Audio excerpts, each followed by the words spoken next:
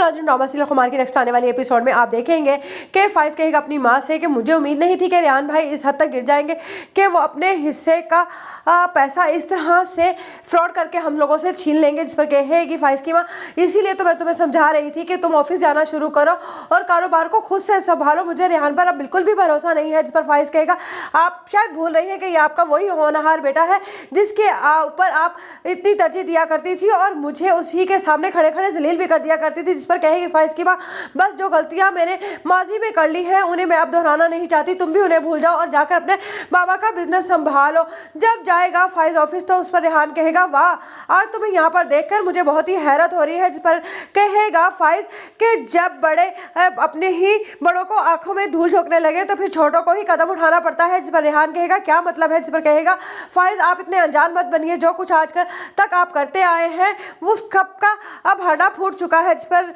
कहेगा रेहान तो हाँ, मैंने कुछ ऐसा गलत भी नहीं किया, अगर बाबा मुझे मेरे हिस्से की जायदाद इसी तरह से दे देते तो मुझे ये सारा फ्रॉड नहीं करना पड़ता।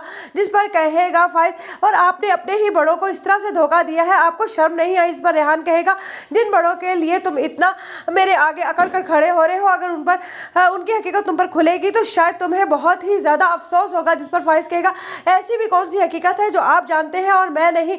जिस पर रेहान कहेगा जाकर जरा मम्मी से ये पूछना तो सही कि उन्होंने तुम्हारी जिंदगी में आग किस तरह से लगाई। जिस पर फाइज कहेगा मैं अपनी माँ से कोई भी सवाल करने वाला नहीं। जिस पर रेहान कहेगा फिर तो तुम बहुत बड़ी गलती करोगे और पछताओगे भी बहुत। जिस पर फाइज कहेगा मैं हरगिज नहीं पछताऊंगा, लेकिन आपने जो धोखा माँ बाप को दिया है उसकी वजह से आपको एक ना एक दिन जरूर पछताना होगा।